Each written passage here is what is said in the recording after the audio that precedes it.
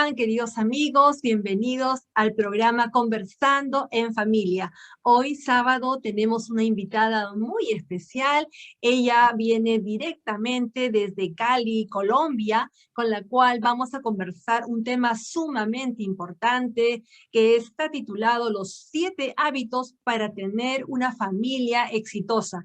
Aquí en Perú, gracias a Dios, está vigente la ley 23466, que se refiere al Día de la Familia y reconoce como el segundo domingo de septiembre de todos los años.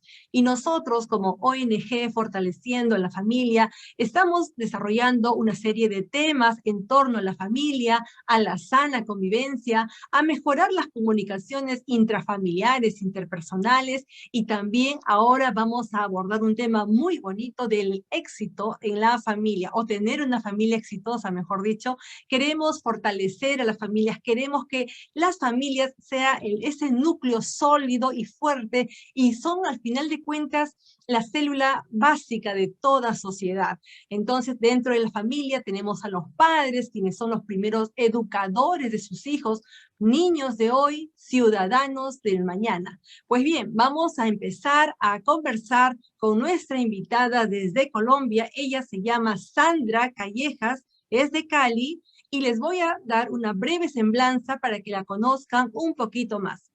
Ella es especialista en liderazgo y psicología organizacional y coach. Tiene más de 20 años de experiencia, en los cuales 14 años se ha dedicado a ayudar a las personas a elevar su liderazgo. Cree también en la posibilidad de cambio y transformación que tenemos todos los seres humanos, lo cual me sumo y también estoy de acuerdo con todo ello. Muy bien, damos la bienvenida a Sandra Callejas. Adelante, por favor, si enciendes tu cámara y tu micrófono. Hola, Claudia. ¿Cómo estás, Sandra? Muchísimas gracias por este enlace vía Zoom. Yo desde Lima, tú desde Cali, estamos en la magia de la internet, en el mundo virtual que nos ha tocado vivir, ¿no? Tras el confinamiento, pero bueno, es un placer tenerte en el programa Conversando y Familia. Gracias por tu tiempo y por este bonito tema que vas a desarrollar. ¿Qué nos podrías decir? Cuéntanos, ¿cómo estás? Bueno, primero, gracias, Claudia, por invitarme. Para mí es un placer y la verdad es que para mí uno de los valores esenciales es la familia. Entonces, me pareció muy bonito pues lo que hace la ONG, porque también estoy de acuerdo con lo que tú dices. Finalmente, la familia es la base de la sociedad y todo se empieza a gestar desde la familia. Yo trabajo en el campo organizacional hace más de 20 años. Sin embargo, pues siempre he dicho que los líderes de las empresas o los empresarios o los emprendedores pues vienen de una familia y todo lo que son en la empresa o en el trabajo o en diferentes contextos pues es resultado de la familia. Por eso me gusta mucho preguntar en las entrevistas o cuando hago sesiones de coaching acerca de la familia, porque me permite entender mucho más de la persona que tengo enfrente en ese presente. Me parece muy bien. Y mira, para adentrarnos un poquito al tema, yo sé que tienes bastante experiencia en el tema de liderazgo. Yo te lanzaría una primera pregunta. ¿El líder nace o se hace? ¿Cuál sería tu respuesta? Yo pienso que se hace. Y diría Stephen Covey, que es un personaje que me encanta, que decía él, no nace ni se hace, él dice, se hace a sí mismo. Creo que es un proceso que inicia precisamente en la familia. Hace unos años alguien me hizo una pregunta, hace muchos años, y yo no caí en cuenta de lo que respondí, sino después, y me decían, ¿de dónde empezaste a aprender acerca del liderazgo? Aprendiste desde tu casa, y entonces yo dije, como automáticamente dije que no, y después dije, claro, es que uno empieza a aprender de liderazgo de los padres o de quienes hayan sido los cuidadores o las figuras de autoridad. Son las primeras personas que empiezan a ejercer influencia sobre uno. Así es. ¿Qué nos podrías decir respecto de la importancia justamente de lo que acabas de decir del papá, de la mamá o de los adultos, ¿no? Quienes tienen a su cargo a a los infantes, niños, a los hijos en general. Ellos son seres humanos que están en formación, ellos están en crecimiento, ellos están descubriendo la vida, descubriendo el mundo, entonces necesitan siempre de un apoyo, de un soporte, de una orientación permanente, ¿no? Entonces, ¿qué mensaje dieras tú a los padres de familia? Vamos a decir a los padres, porque este programa, como te comentaba en un momento inicial, si bien es abierto a todos, porque la información es válida para todos, nuestro segmento principal, especialmente, hacemos énfasis en los padres de familia, porque ellos son los educadores dentro de casa. Entonces, ¿cuál sería tu mensaje para ellos? Bueno, mira que yo antes pensaba, y seguramente hemos escuchado mucho esta frase, que los niños son el futuro del mundo. Y después empecé a pensar, pero ¿quién está detrás de los niños? Entonces, realmente el futuro de los niños depende de quiénes son esos cuidadores o en qué se terminan convirtiendo los padres o las figuras de autoridad. Porque sabemos que pues, no siempre están los padres, pueden estar los abuelos o otras personas por diversas circunstancias de la vida. Entonces, ¿qué les diría? Pues que uno tiene como padre, como cuidador o como figura de autoridad de esos niños que están en el hogar, es empezar a trabajar en uno mismo, porque finalmente eso es lo que uno va a proyectar hacia los niños. Finalmente los niños, sí, bueno, todos fuimos niños, nosotros aprendimos no por lo que nos decían, sino por lo que veíamos. Entonces, los padres o los cuidadores tienen una misión, una responsabilidad muy grande en desarrollarse a sí mismos, para hacer, porque nadie viene con siempre dicen que nadie viene aquí en Colombia dicen que nadie viene con un manual debajo del brazo, ¿no? De cómo ser papá o cómo ser mamá. Entonces, tienen una responsabilidad muy grande de, de mejorarse a sí mismos, o como decimos en coaching, buscar su mejor versión, porque trabajando en sí mismo es lo que va a proyectar y es lo que el niño va a observar. Así es, definitivamente es cierto, los niños, yo siempre digo, ¿no? El ejemplo es como una especie de esponjita. Ellos están captando todo, absorbiendo todo, lo bueno y lo no tan bueno. Entonces, acá Exactamente. una exhortación con cariño a todos los padres de familia a mantener una coherencia entre lo que dicen y lo que hacen, porque detrás de ellos están unos niños que están aprendiendo todo lo que hay en casa, están viendo, están escuchando, entonces están experimentando, entonces queremos que nuestros hijos sean mejores. Ese es el anhelo, me parece, de todo padre, que los hijos sean mejores que nosotros, ¿no? Y bueno, se le da las condiciones, se le da una serie de recursos, ¿no? Para que así sea. Y en todo caso, ¿tú consideras que los padres de familia o los futuros padres, aquellos quienes tengan esa vocación o decisión de serlo en algún momento de sus vidas, debieran estar preparados previamente? ¿Cuál es tu opinión al respecto? Pues mira, yo creo que hoy en día hay tanta información que yo creo que uno puede empezar a documentarse. Sin embargo, creo que es la experiencia en la que va haciendo al padre, pero no es como era en años anteriores. Ahorita hay muchísima información, muchísima información. De hecho, bueno, te estaba contando de una amiga que es mentora de mamás. Entonces, imagínate, si tú estás ahí en ese proceso, tengo una amiga que tiene recién una bebé de 3 meses, eso es una herramienta que no existía antes. Tú puedes estar con una mentora y aprender muchas cosas, pero es en la misma experiencia que se va construyendo pues el ser mamá o el ser papá, pero no está de más leer, documentarse, asistir a talleres, yo creo que agrega valor. Es cierto, porque nadie nace sabiendo ser buen papá o buena mamá. En el camino se va aprendiendo entre aciertos y desaciertos, ¿no? Entonces, pero claro, Exactamente. ahora estamos en un mundo de lo virtual, un mundo donde la información está a la vuelta de la esquina, como decimos acá en Lima, en Perú. Entonces, quiere Sí. decir que la información está más accesible, basta un clic, vamos a decir, ¿no? Hay de aquellos que tienen un costo y hay muchísimas, muchísimas, muchísimas que son de tipo gratuita.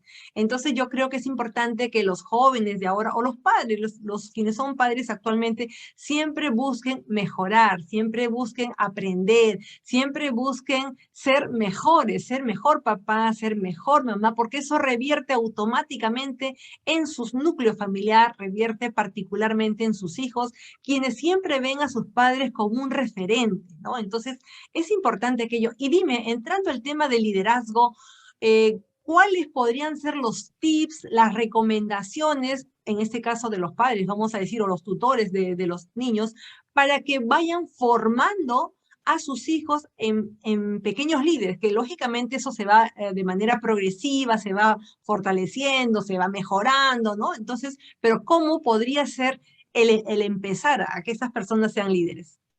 Bueno, antes de responder esa pregunta, quiero agregar algo con respecto a la información. Que tú decías, hay mucha información. Sin embargo, hay que ser muy cuidadoso de las fuentes de información, porque no podemos tomarlas todas. Ujú. Digamos que espacios como estos son fuentes de información, pero hay muchas cosas en internet o libros o cosas que a veces uno como que ve en internet y es como la verdad. No, hay que mirar muy bien las fuentes de las que obtenemos información, porque como pueden agregarnos valor, puede que no.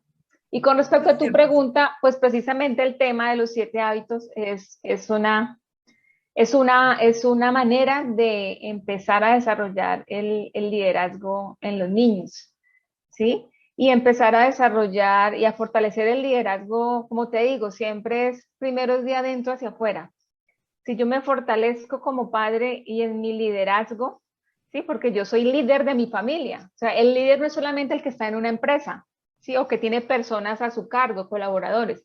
El líder es el líder de su barrio, el líder de su grupo de amigos, el líder de la familia. Entonces el liderazgo no está en el contexto organizacional solamente. De hecho, como te digo, creo que nace desde la familia. Entonces, precisamente los 7 hábitos para las familias altamente exitosas nacen de un marco de referencia de un autor muy reconocido en temas de liderazgo que se llama Stephen Covey. Ya falleció hace un par de años. Y su libro, digamos, que para mí es de esos libros que no pierden vigencia nunca. A mí me encanta, yo lo conozco desde que estaba en la universidad. Es Los 7 hábitos de las personas altamente efectivas. Y él también escribió un libro que se llama Los 7 hábitos de las familias altamente efectivas. Entonces, trabajar en todos esos hábitos es una manera de fortalecerme como líder y ayudarle a mis hijos a que sean mejores líderes.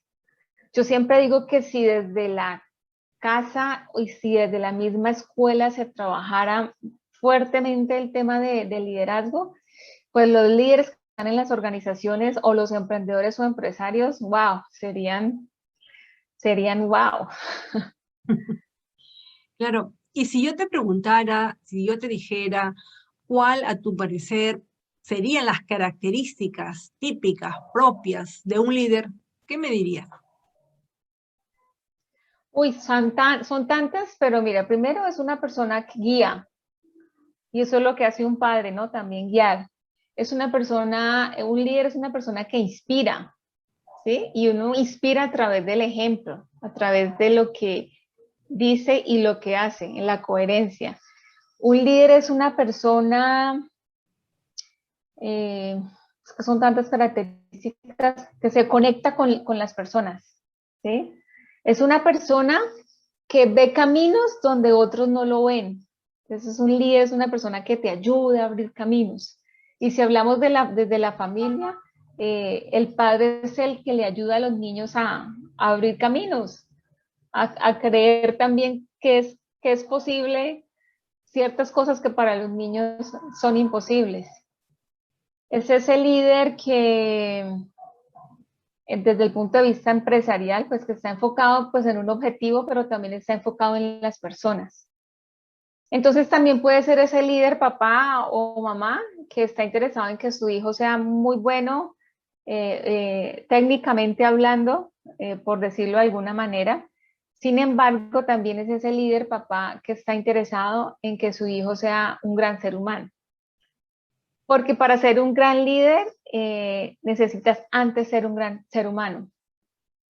Tú puedes tener muchos títulos, muchos conocimientos, muchas experiencias, pero si tú no eres un gran ser humano y si no estás trabajando en tu desarrollo personal, es muy difícil que seas un líder extraordinario.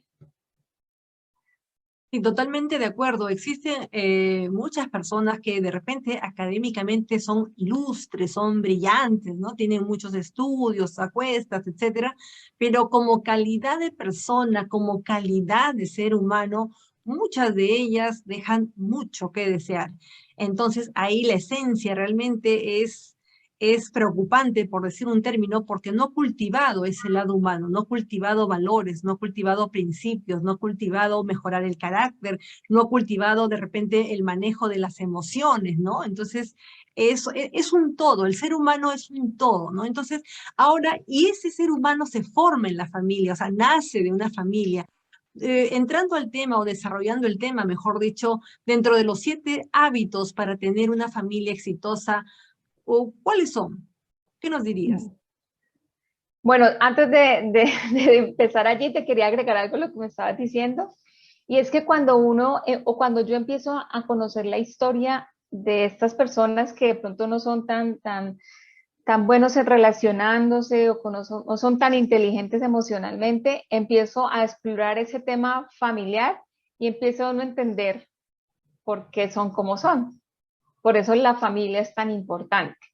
Entonces, bueno, ahora sí ya para entrar en materia con el tema de los 7 hábitos, muy cortico y como muy práctico, cómo pueden ser aplicados en la familia. Son 7 hábitos.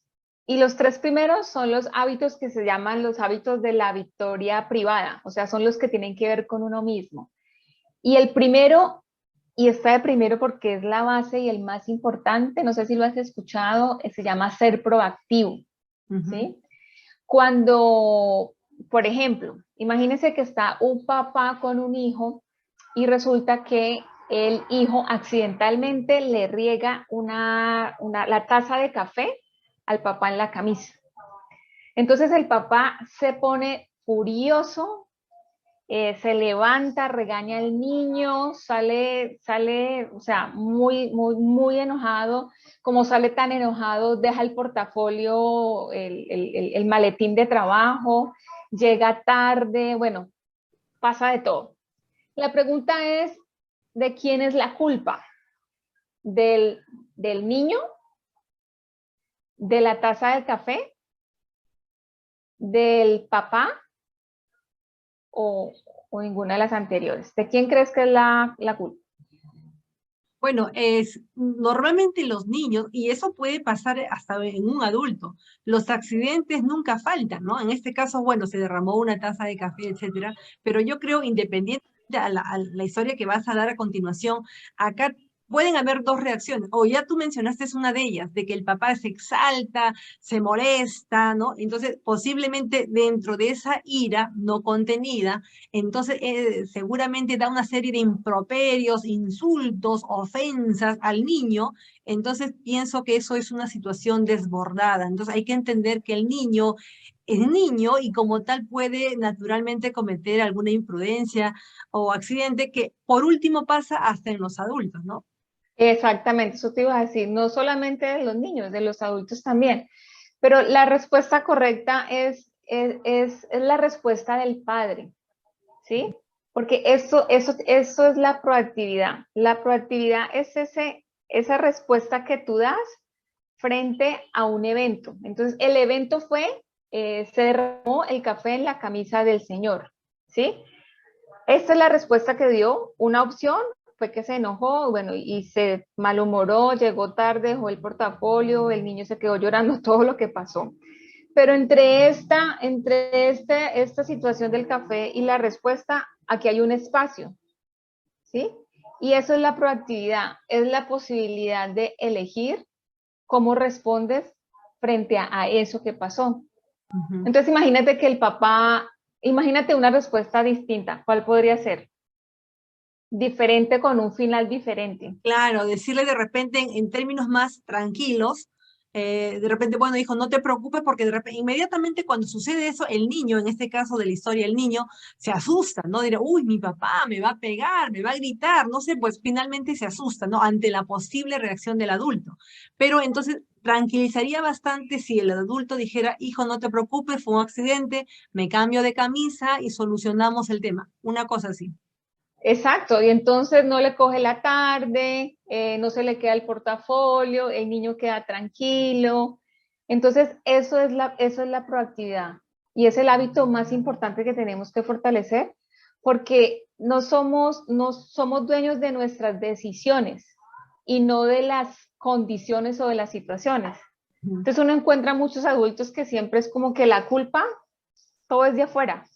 ¿Y qué tal si desde pequeños o nosotros como padres o como cuidadores asumimos la responsabilidad de nuestra respuesta y los niños empiezan a ver eso, empiezan creciendo dándose cuenta que son libres de escoger la respuesta frente a las situaciones que pasan a su alrededor y que no son víctimas de algo? Entonces, ese hábito a mí te digo que me encanta y le da a las personas y me ha dado mucho a mí ese como poder personal, porque Acá es que yo también, no, perdón, acá también podría entrar un poco, encajar con este ejemplo, el saber gestionar las emociones.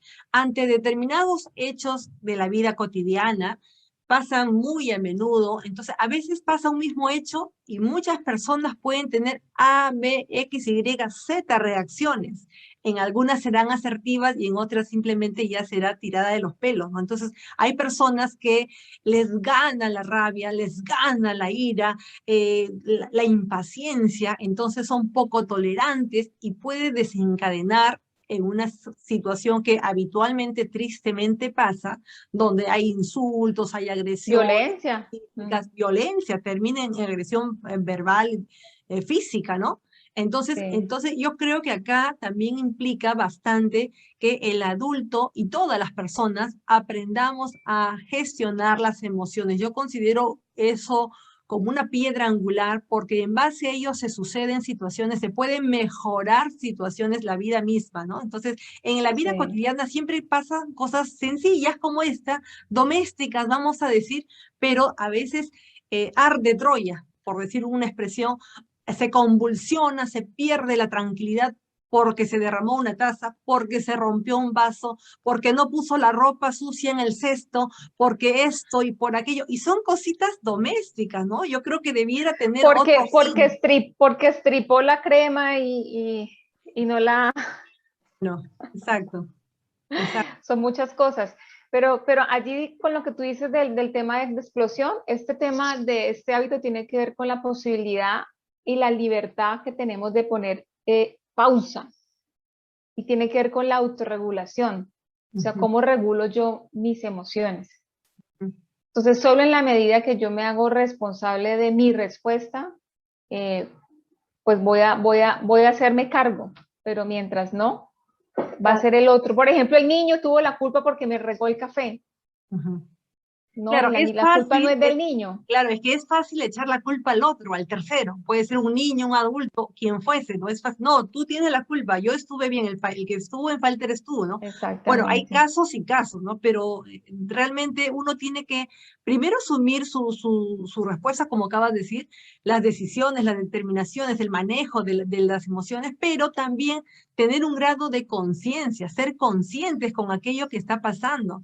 En muchos casos existen algunas personas que están, o sea, no entran en razonamiento, no entran en darse cuenta y proceden de una manera inapropiada y genera o desencadena situaciones poco agradables, ¿no? Exactamente. Lamentablemente en una familia las personas vulnerables, yo diría que son los niños. Ellos están en una situación indefensa, ellos son vulnerables, son pequeños, recién están aprendiendo en la vida, no tienen experiencia de vida en muchos casos, ¿no?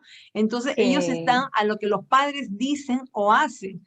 Entonces acá Sí. siempre una exhortación con cariño a los padres para ser muy cuidadosos en lo que ellos dicen y ellos hacen, porque los niños son personas en crecimiento, ¿no? Entonces a veces, y acá también puede entrar el tema del poder de las palabras.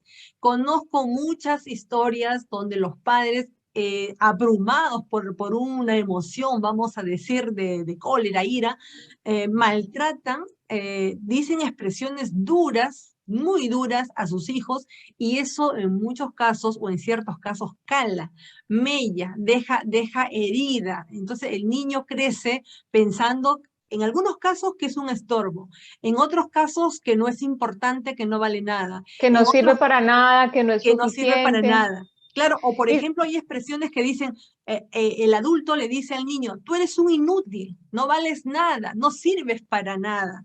Yo una vez entrevisté a otra persona, a un psicólogo, y también contaba una expresión que hasta ahora la recuerdo y me hizo meditar bastante y la comparto, ¿no? Cuando él decía que tenía una paciente ya de 25 años, una persona ya adulta, joven adulta, entonces le decía que esa joven había crecido con un sentimiento de que no valía nada, que no era querida, que no era amada, que no era deseada por sus padres. ¿Por qué? Porque en más de un momento la misma madre le dijo, mejor te hubiese abortado. Entonces, es una expresión muy dura, fuerte. durísima, fuerte. Imaginen ustedes cómo ha crecido esa niña, adolescente, jovencita, ¿no? Y cómo ha marcado su vida. Sintiéndose rechazada. Así es, así es. Y mira que bueno, yo que trabajo con empresas encuentro mucho tema de autoestima Ujú, y mucho tiene que ver desde la crianza, sí. La nace desde crianza es allí. muy importante, muy importante. Los padres, insisto nuevamente, por favor, aprender a identificar las emociones, aprender a controlar la rabia, la ira. Entonces, porque detrás de ellos están los niños, ¿no? Ellos, como acá decimos en Perú, a veces hay ciertos casos donde los niños pagan los platos rotos y no les corresponde y no siempre tienen la culpa, o sea, o no corresponde esa situación, esa carga, ese peso que ellos reciben. Entonces, Sí, sí, adelante. porque finalmente el adulto es el padre, no el niño. Así es. Entonces hay que reconocer que son roles distintos y que sobre todo los 7 años primeros de vida son cruciales para el desarrollo del niño, son muy importantes, porque como tú decías, somos como unas esponjitas. Entonces Ujú. todo lo que escuchemos, todo lo que nos digan, todo es verdad, todo es verdad. Entonces la responsabilidad de ser padre es muy grande y como no venimos con el manual, pero para eso existen espacios como estos para dejar algunas tips o algunas reflexiones al respecto. Al menos darse cuenta si no lo estoy haciendo de la mejor manera, es qué ayuda necesito, ¿no? Sí, casualmente esos espacios de conversando en familia es precisamente para presentar un tema y este tema, quienes nos están escuchando en este momento, las personas en general, va a ser un motivo de conversación en casa, en el hogar. Van a abordar el tema, darán sus aportes, sus puntos de vista, sus criterios propios, lógicamente, pero va a ser presentar un tema a conversar y lo que necesita la familia ahora más que nunca es la comunicación. Mejorar la comunicación cuando las personas se comunican, conversan, se liman asperezas, se aclaran malos entendidos, se ordenan las cosas, llegan a acuerdos. Hay momentos que hay que ceder, hay que aceptar o hay que llegar a un punto medio en aras de la armonía, del entendimiento, de un clima favorable para que el niño crezca en mejores condiciones, en condiciones óptimas. Y si estamos hablando de familias exitosas, pues naturalmente los hijos serán exitosos. ¿Y qué padre no quiere que su hijo sea exitoso? Entonces yo creo que no existe ninguno y estoy segura que este programa va a ser de bastante apoyo. ¿Qué más nos podrías decir? ¿Qué otro tip o qué otro hábito podrías La mayor aportar? recompensa para los padres es que los hijos les vaya bien en la vida. Ujú. Y gran parte de los fundamentos de esa buena vida o no lo reciben en la familia. Bueno, la comunicación está dentro de uno de los hábitos, más adelantico sí les voy a compartir porque es definitivo. Pero el segundo hábito, entonces el primero es ser proactivo. Entonces quisiera que se preguntaran, ¿qué tan proactivo soy? ¿Qué tanto soy yo el que elijo cómo responder frente a lo que pasa afuera con mis hijos o en otros contextos? O yo soy el que reacciono y miro el culpable afuera.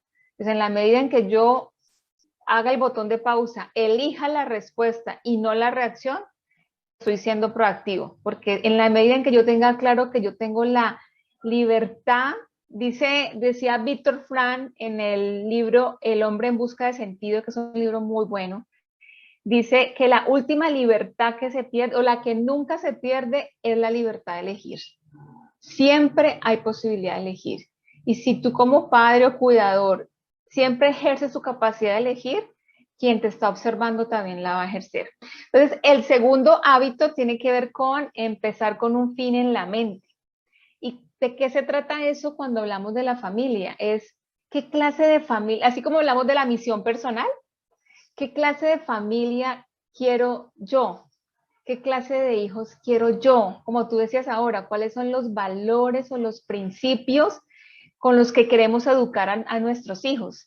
¿Qué va a ser lo más importante? ¿Cómo nos vamos a poner de acuerdo también como padres? Porque ahí también hay un reto complejo, ¿no? Porque cada uno viene de familias distintas, seguramente con cosas en que se conectan, pero cosas en que difieren en su manera de educar. Pero es como que piensen qué clase de familia quieren cada uno. ¿Cuáles son los principios, los valores? ¿Qué va a ser lo más importante? Por ejemplo, yo conozco familias que siempre tienen rituales o como cosas que son sagradas, por ejemplo, para quienes son, si son católicos, tengo una familia que, sí, recuerdo de una amiga de hace muchos años, siempre iban los domingos a misa. Entonces, eso era algo muy importante para ellos y tenían esa práctica. En familia iban a misa. O siempre se sentaban a la mesa. Hay familias que dicen, o sea, aquí es sagrado que todos nos sentemos a la mesa a comer.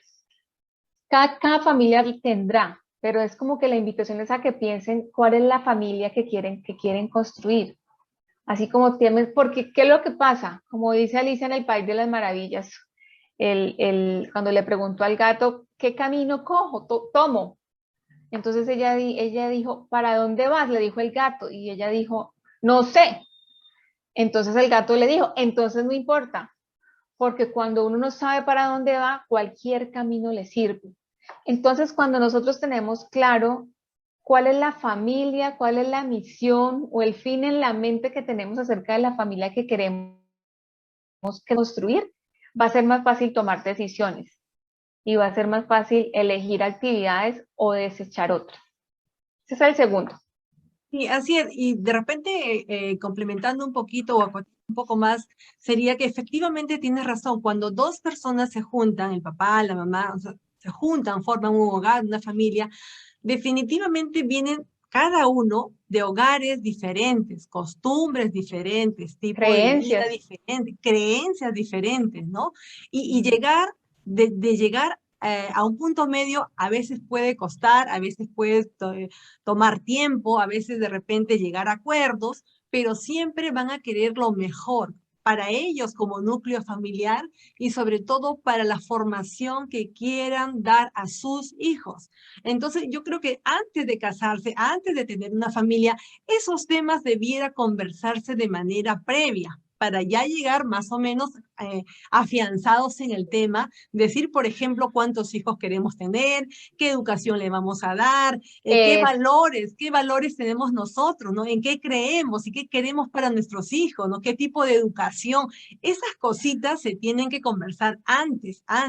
Por eso acá en Perú, seguramente en tu país también, en todo caso me comentarás, existe una preparación, bueno, por ejemplo, para el segmento tanto católico o evangélico o de otras denominaciones, como una preparación previa para que el joven, el novio, la novia, entren en conciencia a qué se están metiendo, qué cosa es un matrimonio, qué va a venir más adelante, cómo van a manejar los conflictos, cómo van a manejar cuando hay un tema de crisis o de hijos, ¿no? Entonces, la preparación es importante, ¿no? Y bueno, llegar a acuerdos, llegar a consensos, porque ambos quieren la felicidad de la familia, entonces eso es bonito, compartirlo, conversarlo, ¿no? Eso es muy bueno.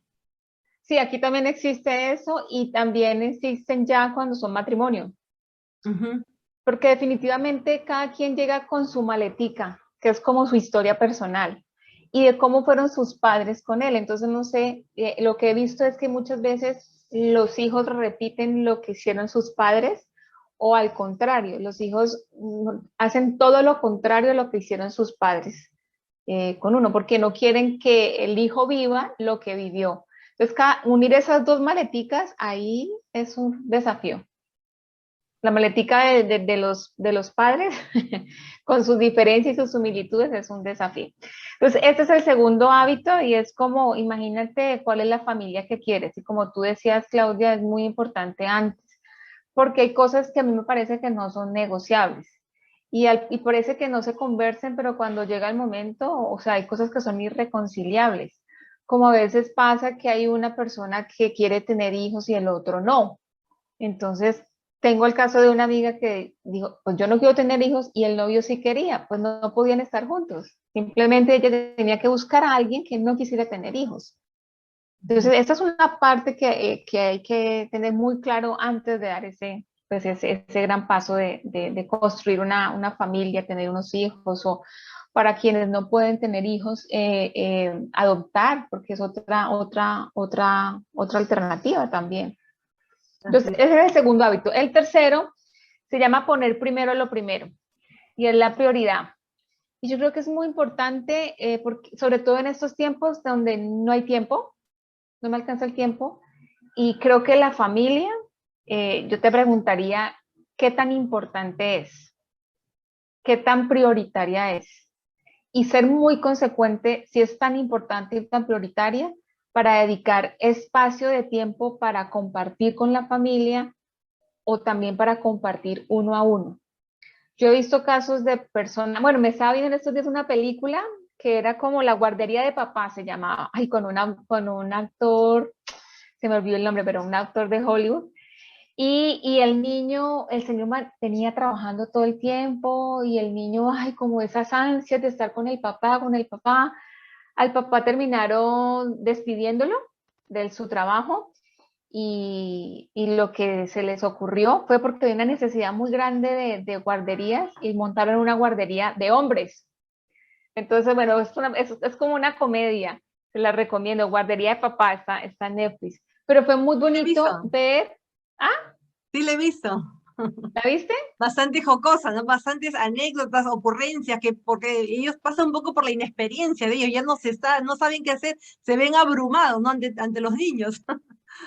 Claro, claro, pero lo bonito es que el papá cómo empieza a conectarse con el hijo, estaba tan desconectado que él pensaba que al niño le gustaban las cosas que hacía el papá con él, y resulta que al niño le gustaba era otra cosa diferente. Entonces, como él, esa circunstancia de la vida, llevarlo a quedarse sin trabajo y a cuidar el niño mientras la esposa trabajaba y montar su guardería, cómo empieza a conectarse realmente, a conectarse y a escuchar y a observar a su hijo y ver esa transformación en la película de la relación del niño y el papá, pues es muy bonita. Al punto que ellos no les estaba viendo bien en la guardería y lo llaman otra vez a trabajar y él está como viendo unos papeles cuando sale un dibujito donde está un dibujo del niño, donde está el papá y el niño. Y el señor decide renunciar y ya se dedica, pues ya se vuelve famoso el cuento de la guardería y eso. Pero el mensaje es eso, o sea, yo estoy tan ocupada trabajando que no le dedico tiempo y el tiempo se pasa tan rápido que cuando menos piensa, los hijos están ya grandes y cuando entre más van creciendo, pues menos cercanos van siendo como sus prioridades también van siendo distintas, los amigos, la novia, el novio, entonces el hábito de una familia exitosa también es poner primero lo primero, y es que el tiempo de calidad con todos los miembros de la familia y el tiempo uno a uno. Sí, porque no es lo mismo tú con tu esposo o con tu esposa o con tus hijos o con cada uno de tus hijos, porque también me gusta decir mucho que los hijos son como los dedos de la mano, todos son diferentes, ¿sí ves? Todos los dedos son distintos. Entonces ese es el hábito número 3, poner primero lo primero. Eso es muy importante y quiero hacer énfasis porque ahí en muchos casos está la clave del éxito. ¿Por qué? Porque en el mundo moderno a veces los padres se encargan, se preocupan de tener cosas, dinero, cosas materiales, en el buen anhelo de decir que, bueno, mis hijos que quieren que tenga esto, el otro, aquello, o sea, no está mal, pero ya llegan al extremo, al exceso de tener muchas horas a la semana, todo el tiempo en su trabajo y el tiempo en familia se ve reducido a la mínima expresión. Es triste, es doloroso ver que un padre cuando se le pregunta, por ejemplo, qué personaje o de la historieta le gusta, o qué película o qué serie le gusta a tu hijo, o No quién es su sepan. mejor amigo, o cuál es su plato preferido, o qué le gusta hacer, el padre se queda en silencio, no sabe, no se le ocurre, jamás se le ocurrió pensar algo así. Entonces, son personas que pueden estar viviendo bajo el mismo techo, pero en mundos diferentes, aislados totalmente. Entonces, lo que ahora tenemos que hacer es que, bueno, el trabajo es bueno, es necesario, claro que sí, pero hay que dar un tiempo, calidad de tiempo todos los días para cultivar ese La acercamiento, relación. esa relación, ese vínculo, padres e hijos, y naturalmente tiene que haber otro tiempo a nivel de padres, a nivel de pareja, De para que se pareja. fortalezca la pareja. Entonces, ahí está también otro punto importante que a veces se descuida o viene la rutina o viene una serie de situaciones y aparecen una serie de conflictos. Realmente la calidad de tiempo o dedicar tiempo a la familia es demasiado importante. Muy bien. Mm. Sí, el vínculo siempre va a estar, o sea, el vínculo no desaparece, pero la relación se construye. O sea, no por el hecho de ser padre e hijo, que es el vínculo, tiene que ver con que exista una buena relación. La relación se construye y se construye a través del tiempo y dedicando espacios de tiempo y tiempo de calidad. Bueno, ese es el tercero. El cuarto, que ya empieza también, tiene que ver ya como con, ya este es los tres primeros son la victoria privada y los siguientes ya son como la victoria pública, que tiene que ver con otros. Y el cuarto tiene que ver, el hábito se llama pensar, ganar, ganar, ¿sí? Porque en la familia igual tenemos que pensar en el otro, ¿sí? No es una posición egoísta. Si queremos, también necesitamos entender las necesidades del hijo o la esposa del esposo o el esposo de la esposa, porque tenemos que pensar en ganar, ganar, como familia también, no solo, y por eso uno muchas veces ve también en las empresas estas personas que son egoístas y que muchas veces piensan es en ganar, perder, porque seguramente crecieron en familias donde había uno que ganaba y otro que perdía, donde no se llegaba a acuerdo, donde no se llegaba a consenso. Entonces, parte del éxito también de una familia es pensar en el otro, pensar en la relación en los dos, donde ambas partes de alguna manera pues terminen ganando, donde se puedan generar nuevas soluciones, nuevas ideas, pero incluyéndolos a todos. Porque a veces pensamos, pues como son niños, pero los niños también pueden opinar desde su nivel, pero también hay que incluirlos, porque a veces por el hecho de ser niños no les damos como esa importancia a su palabra. Por eso el siguiente hábito es tan importante y de las cosas que más encuentro dificultades en las empresas, y es el tema de primero escuchar para después ser escuchado. Entonces es muy importante también escucharnos en la casa, escucharnos en la pareja o escuchar a los hijos, así sean muy pequeños, o porque a veces también en el afán de que ellos estén bien, le quitamos valor a un sentimiento o una emoción que ellos estén experimentando. Entonces hay que escucharlos y hay que validar, porque es que no se puede estar triste, es que no se puede sentir rabia, no se puede sentir miedo. Entonces hay que escuchar al niño, hay que dejarlo hablar para que está bien sentir lo que siente, porque todos experimentamos muchas emociones, sino que nos enseñaron es cómo a esconder las que no son buenas, entre comillas, pero están ahí para algo. Sí, eso que dices es muy cierto. Me hace recordar a una profesora que yo tuve en en una diplomado de familia, de consejería familiar, y decía, ¿no? Un ejemplo bien práctico y que calza en lo que acabas de decir. Nos decía, nosotros tenemos dos oídos, no por las puras, dos oídos y una boca. ¿Qué significa? Que los dos oídos tenemos que escuchar más, escuchar a nuestros hijos. Nuestros hijos también sienten, piensan, tienen sus ideas, tienen sus opiniones, necesitan expresar, necesitan decirlo, verbalizarlo, y necesita que sus padres los escuchen con respeto, ¿no? Sin burlas, sin ofensas, sin expresiones peyorativas, ¿no? Que tú no sabes, tú no opines, tú no sabes nada. Entonces, eso no puede ser. Por el contrario, darle apertura, darle confianza a que se exprese. Tiene que haber libertad de expresión. Entonces el padre en su juicio, ya, el papá es una persona ya vivida, experimentada, tiene mucho alcance, tiene formación también, académica seguramente también, entonces le puede dar un enfoque, le puede acompañar, lo puede aconsejar, y ese es el rol también que toca a los padres, ¿no? Saber escuchar y saber aconsejar a sus hijos.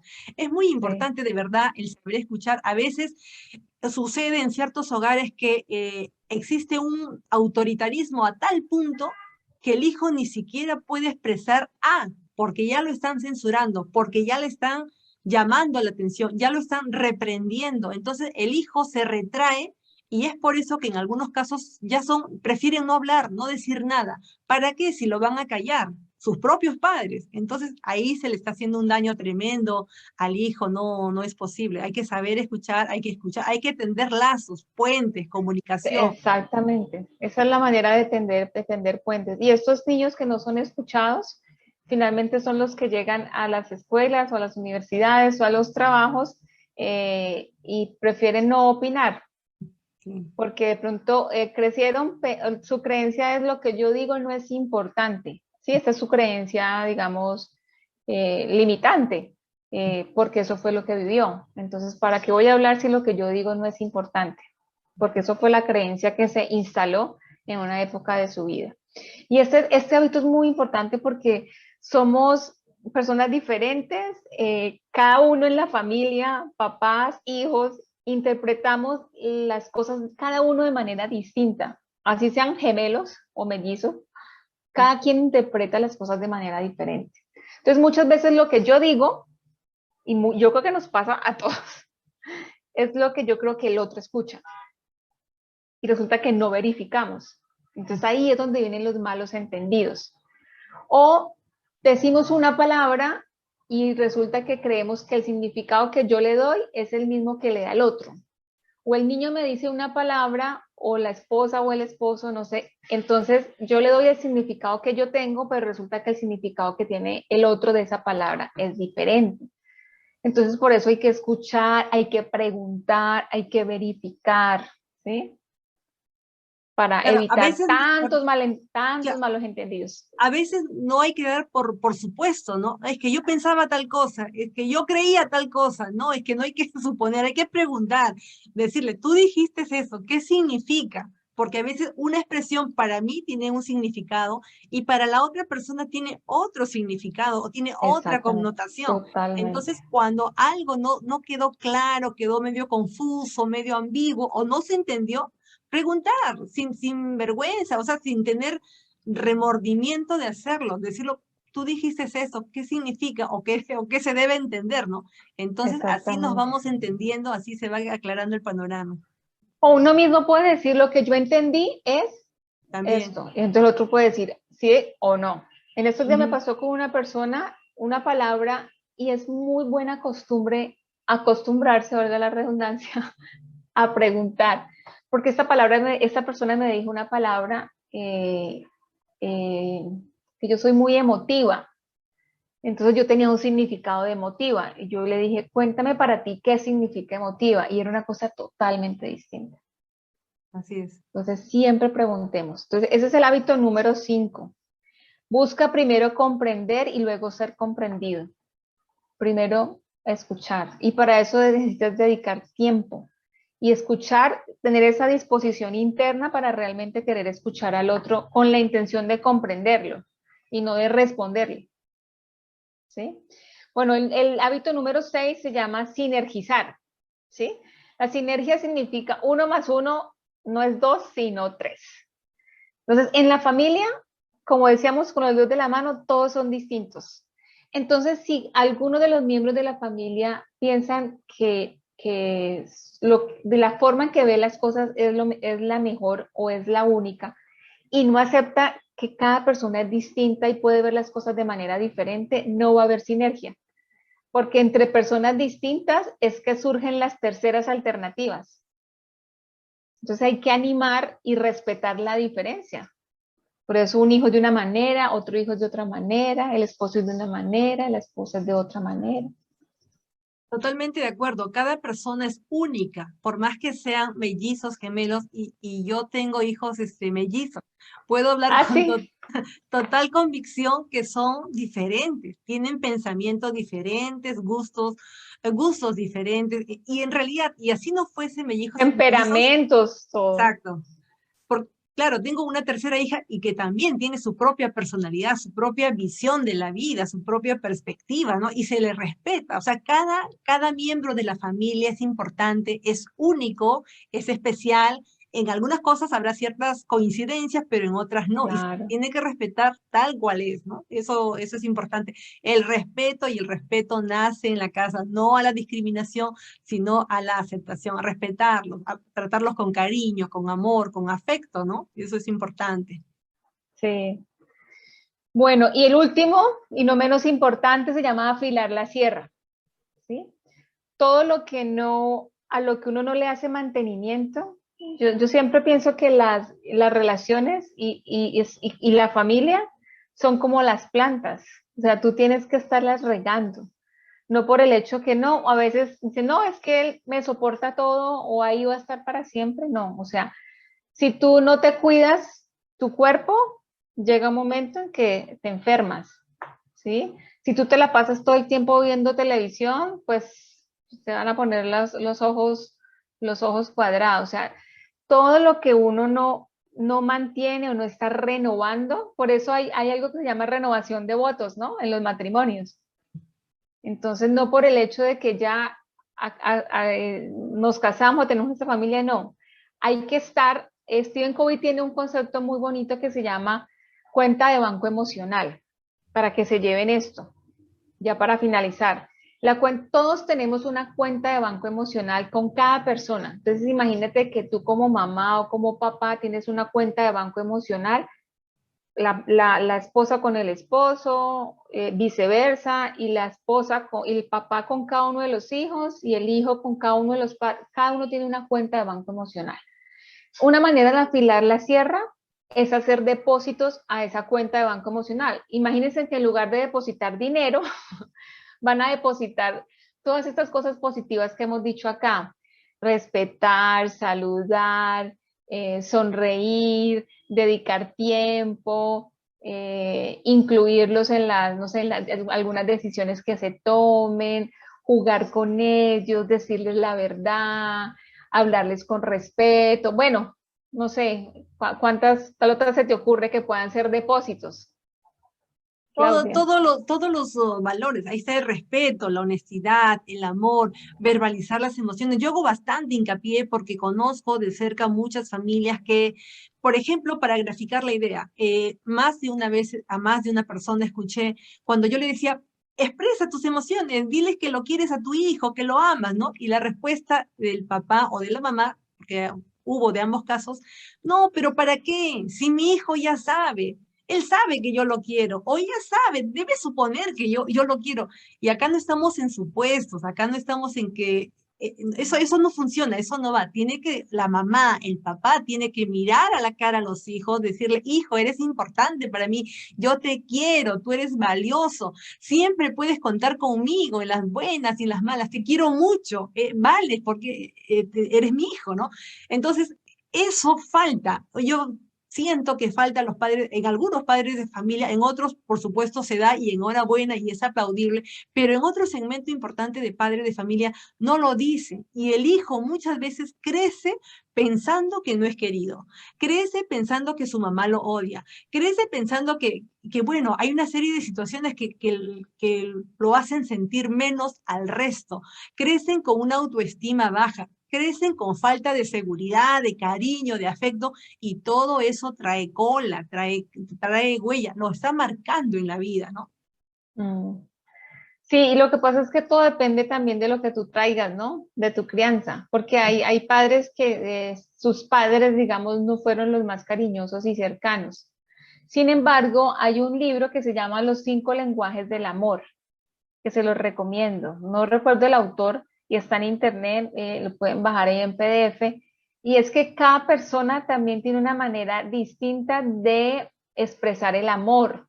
Entonces sería muy interesante poder identificar cuál es el lenguaje del amor tuyo como padre o tuyo como esposo o esposa o el lenguaje del amor de los hijos.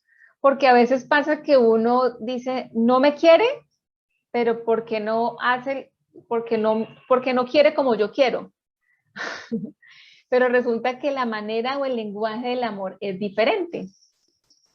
Claro. Entonces, es otra mirada distinta. Obviamente que el contacto, la caricia y todo eso es importante. Sin embargo, mi invitación es a que exploren en cuál es ese lenguaje, cuál es esa manera que cada uno en la familia tiene de expresar el amor. Porque, por ejemplo, hay madres que a través no te dicen te quiero, pero están pendientes de que tú comas, de que lleves todo, de que te alimentas bien, te está llamando para ver cómo estás. Entonces, esa es una manera de decirte te quiero. Claro Es un está, lenguaje. pero aún así sigo pensando de que además de ello que evidencia un cariño, estar pendiente, por supuesto que sí, siempre es necesario que el niño lo Sí, escuche claro. para que esté la cosa más segura, más sólida, más compactada. Entonces, si el niño siente el calor de los padres, escucha a su papá que le da palabras de afecto, escucha a la mamá por lo consiguiente, y si hay una abuelita, no sé, pues otros miembros de la familia u otro adulto, porque hay niños que a veces crecen con otros miembros de la familia, pero si escucha en un ambiente donde verbalizan que es importante, que es capaz, puede lograr todas las metas que quiera, que se sienta seguro, querido, amado, entonces el panorama del contexto de ese niño o niña es apto, es ideal, es adecuado para que se desarrolle de la mejor manera posible, Claro. porque si no pueden haber a futuro personas con baja autoestima, personas inseguras o personas que crecen anidando un resentimiento por una expresión que no se dijo, por un sentimiento que no se dijo, y de esos casos hay bastante, bastante, bastante. Ahora, también es importante mencionar, por ejemplo, si bien es cierto, existen algunos padres de familia que a su vez sus padres no fueron de los más expresivos, cariñosos, o de repente fueron criados en un contexto de violencia, ¿no? Porque antes pegar a un hijo, digamos que socialmente, culturalmente era aceptado, ¿no? Ya estamos en otros tiempos donde definitivamente no va por ese lado, ¿no? Entonces, pero yo creo que el adulto ya está en la capacidad de darse cuenta qué estuvo bien, qué cosas hicieron bien sus padres, o qué cosa les faltó, o qué cosas se debe revertir o mejorar, de tal manera que cuando formen su nuevo hogar o su hogar, entonces imagino que se debe repetir aquello que estuvo bien y se debe mejorar o corregir aquello que ellos consideran que les faltó, ¿no? Por ejemplo, el afecto, Ujú. un abrazo, ¿no? Un acompañamiento. Sí, Entonces yo creo que el sí, adulto está en condiciones de mejorar y cambiar el rumbo, ¿no? De la historia de sus hijos en este caso, ¿no? sí. Mira que allí quiero agregar también que es importante lo que los niños vean de sus padres o de sus cuidadores, porque si ellos ven también ese afecto entre ellos, también crecen con una idea de lo que son las relaciones de pareja, pero si ven siempre que los papás se están peleando o se gritan o se respetan, pues crecen con otra idea. Creo que para tener familias y ya para finalizar, también exitosas, pues todo depende del adulto, cómo llego yo a formar esa familia. Por eso, entre más sano emocionalmente y más sanen mis heridas, porque todos tenemos heridas de la infancia, o sea, no hay nadie sale ileso de la infancia, de alguna manera, ¿sí? Porque precisamente todos son aprendices de papá, de ser padres, pero en la medida en que cada uno deje de echarle la culpa a lo que hizo el papá o lo que hizo la mamá y se haga cargo ya como adulto y sane sus heridas, ese es el mejor abono que puede llevar para construir una familia exitosa, además de todos estos hábitos. Sí, totalmente de acuerdo, coincido plenamente contigo y añadiría algo más, o sea, sanarse emocionalmente, sanar esas heridas, porque definitivamente hay heridas, en algunas más profundas, en unas un poco menos, pero existe, o sea, no se puede evadir o esquivar aquello que sí existe, ¿no? Sin embargo, también acá yo podría también mencionar el tema del perdón. El perdón es sanador, el perdón es reparador. Muchas personas adultas, yo conozco personas adultas, 30, 40, 50 años, que cuando hablan algún episodio de la infancia, lo hablan con dolor, con amargura, y en algunos casos se quiebran y en algunos casos terminan llorando porque simplemente han cargado, siguen cargando como una mochila pesada ese rencor, ese odio hacia su papá o su mamá por algo que hizo o dijo, y simplemente la vida se le está pasando y recuerdan como si fuese el día de ayer. Yo creo que hay que soltar la mochila, dejar los recuerdos pasados, voltear la página y perdonarlos. Si hay algo que perdonar a los padres, bueno, perdonarlos y también perdonarnos a nosotros mismos porque haber mantenido tantos años un sentimiento que no suma, sino que resta. Entonces, y nos desgasta, ¿no? Entonces, hay tanto que aprender, de verdad. Yo te agradezco muchísimo, tus temas, tus 7 hábitos han sido sumamente ilustrativos. Estoy segura que este tema va a ser conversación en casa. No sé si quisieras añadir algo más. El tiempo se nos va Sí, volando. se nos fue ya volando. Bueno, sí, que quisiera decir a propósito de lo que tú decías ahora del perdón, dos cosas. Una, que tus padres y mis padres y tus padres, Claudia, hicieron lo que podían con el nivel de conciencia y de conocimientos que tenían en ese momento. Y segundo, tus padres pueden ser lo que sean, sin embargo, te dieron el regalo, el mejor regalo y el regalo que no tiene precio, que es incalculable, que es la vida. Si tus padres no hubieran tomado la decisión de traerte al mundo, porque yo creo que nadie llega al mundo por azar, además que la posibilidad de que nosotros lleguemos al mundo es, o sea, es mínima. Si tú llegaste al mundo, fue gracias, o sea, tenías que llegar y fue por la unión de tu papá y de tu mamá. No había otra manera. Entonces, por ese detalle grande de darte la vida, tienes que estar inmensamente agradecido y honrando la vida de tu padre o de tu madre tal y como son o tal y como fueron. Es verdad, remarco esa expresión cuando dices que los padres en general dan lo mejor de sí, a su mejor esfuerzo, a lo que mejor puedan ofrecer. Seguramente habrán habido algunos desaciertos o cosas desatinadas. Sí. Naturalmente, nadie es perfecto, el único perfecto es Dios. Han cometido errores como seguramente nosotros los cometemos también. Sin embargo, hay que agradecerles por la vida. Estar vivo es una bendición, tener vida es una bendición y mientras hay vida hay esperanza y lo que se trata de honrar a los padres por todo el acompañamiento, por el amor, la protección, la cobertura que dan a los hijos. Nosotros siempre invocamos, ¿no? Que el hijo tiene que ser agradecido a sus padres.